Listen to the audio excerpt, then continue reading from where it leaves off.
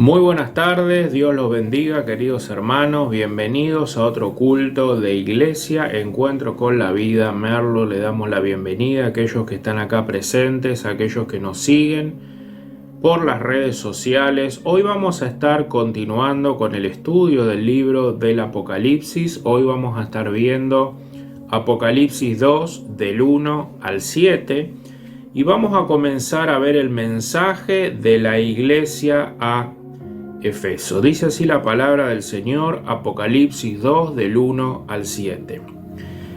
Escribe al ángel de la iglesia en Efeso, el que tiene las 7 estrellas en su diestra, el que anda en medio de los 7 candeleros de oro, dice esto: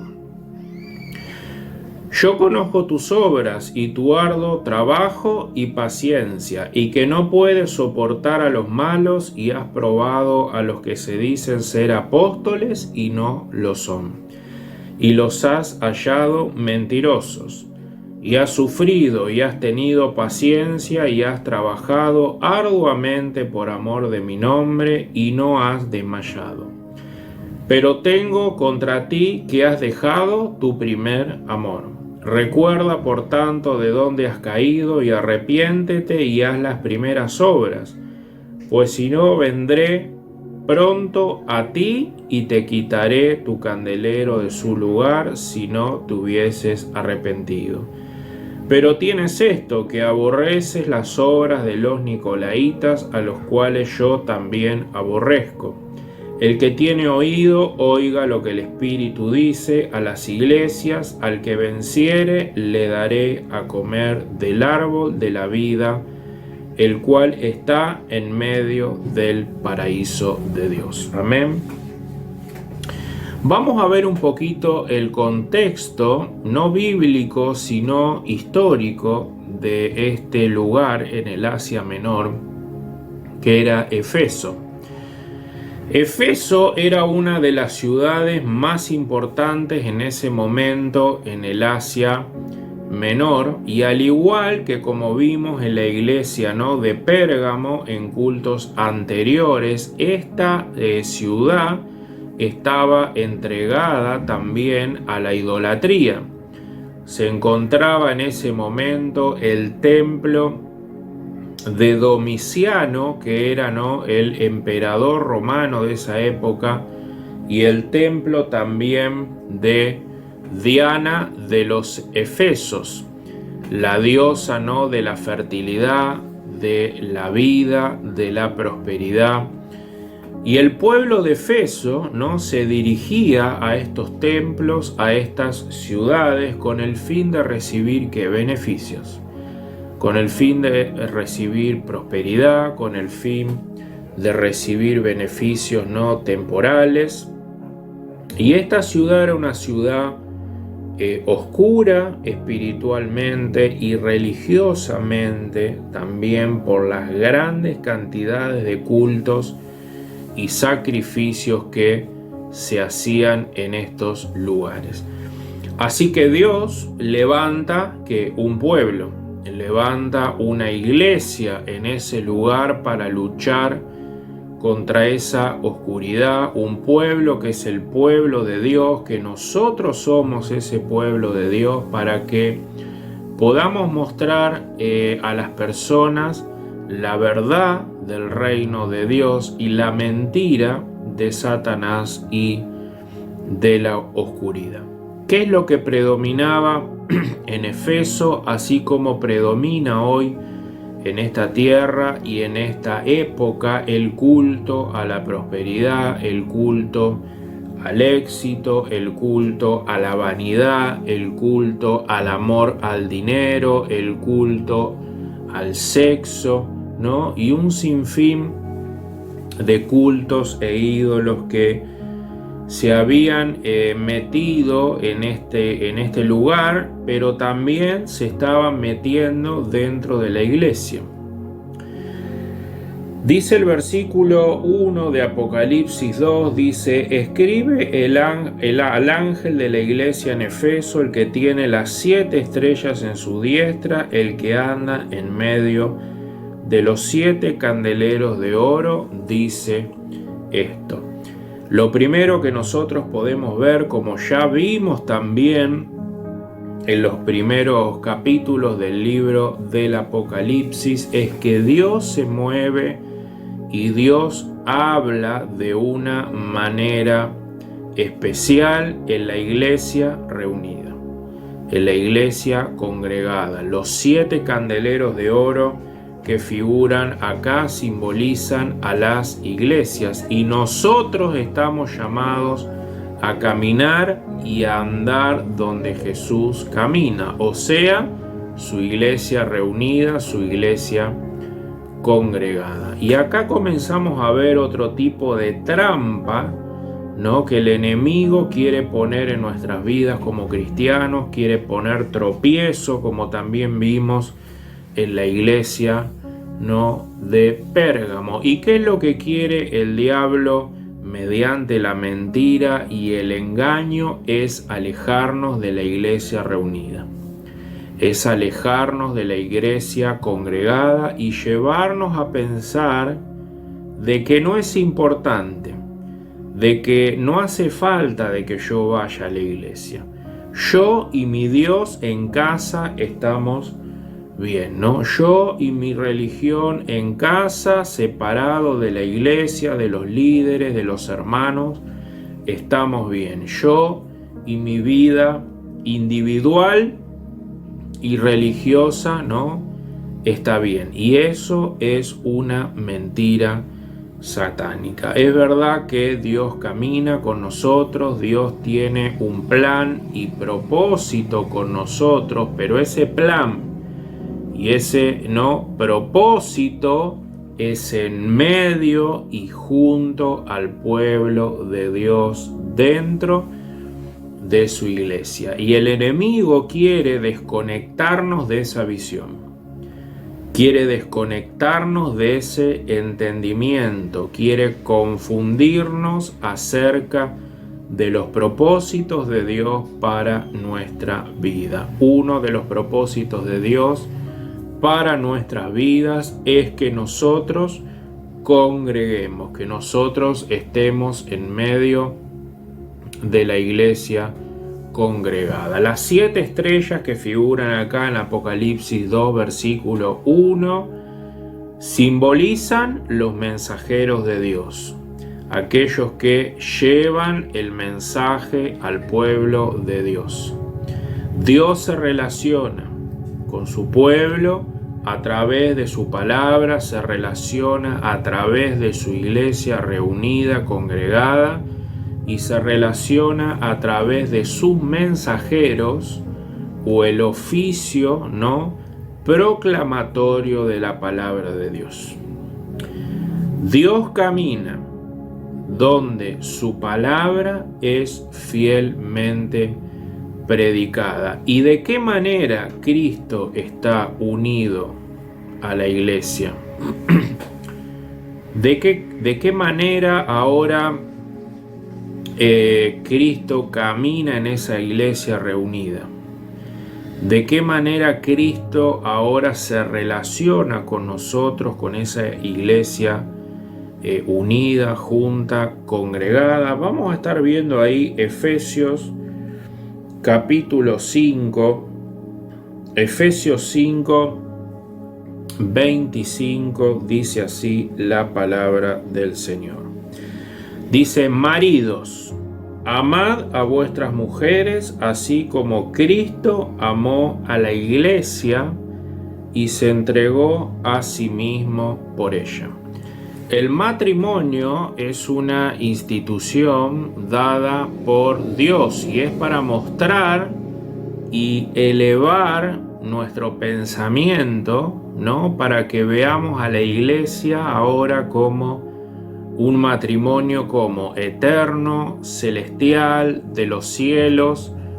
Y este matrimonio es entre Cristo y nosotros, que somos la iglesia. El matrimonio nos habla de un amor de pacto entre Jesús y la iglesia, que somos nosotros. Él se ha unido matrimonialmente con nosotros por amor, mediante la fe. Todo aquel que en él cree y en la obra que él hizo en la cruz dice que es hijo de Dios y ha hecho un pacto. Él sella, dice, ese matrimonio, esa unión por la fe, la sella mediante el pacto en la sangre en Jesús para siempre, porque dice que Él nos ha amado. Cristo nos ama porque somos parte de su iglesia. Entonces dice Efesios 5:25, maridos, amad a vuestras mujeres, así como Cristo amó a la iglesia y se entregó a sí mismo por ella, ¿no? Dios nos ama, Dios nos conoce, Dios camina en medio nuestro, Dios trabaja y obra en sus propósitos a favor de su iglesia y a favor de su pueblo.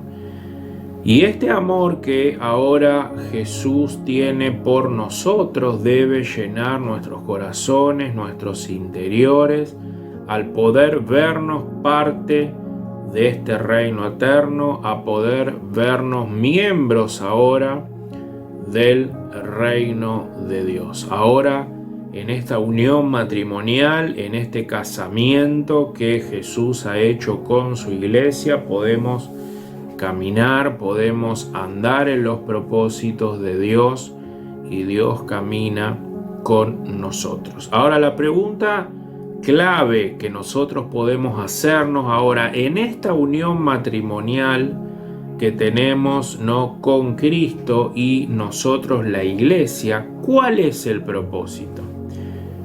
¿Cuáles son los propósitos de Dios ahora en esta unión matrimonial? Bueno, dice Efesios 5:25, maridos, amad a vuestras mujeres, así como Cristo amó a la iglesia y se entregó a sí mismo por ella, para hacerla rica, dice el versículo 26. No. Para darle muchas posesiones, tampoco. Para darle una larga vida, para darle muchos éxitos en esta tierra, para darle muchos negocios. No dice eso. El versículo 26 dice para santificarla. Ahí están los propósitos de esta unión matrimonial. Ahora en este nuevo matrimonio nosotros tenemos responsabilidades, ¿no? Dios ha hecho un pacto en su sangre con nosotros y los propósitos de Dios son santificarnos. Sigue diciendo el 26, para santificarla, habiéndola purificado en el lavamiento del agua por la palabra, a fin de presentársela a sí mismo una iglesia gloriosa, que no tuviese mancha ni arruga ni cosa semejante, sino que fuese santa y sin mancha. Hermanos, cuando nosotros nos apartamos de este propósito dentro del matrimonio, del propósito que ahora Dios quiere para su iglesia, para aquella iglesia que se reúne constantemente a escuchar la palabra de Dios, y no vemos estos propósitos de Dios, comenzamos a pensar ahora en nuestros propósitos personales, en nuestros intereses propios. ¿Qué pasa cuando esos intereses personales y cuando esos intereses propios no obran en este mundo de acuerdo a lo que yo creo que deberían obrar? Lo que ocurre es que muchas veces nos alejamos de la iglesia, precisamente porque no hemos comprendido el propósito de Dios con y a través de su iglesia y de esta nueva unión matrimonial entre Cristo y nosotros, la iglesia. Cuando las cosas no nos van bien, cuando las cosas no van como nosotros queremos, ¿qué hacemos? Nos alejamos, nos enojamos, nos apartamos porque no me ha ido bien en esta vida o no me está yendo como yo quisiera, no entiendo las cosas que pasan en mi vida, no entiendo por qué pasa esto o por qué pasa aquello, pero nosotros no estamos supuestos a entender todas las cosas.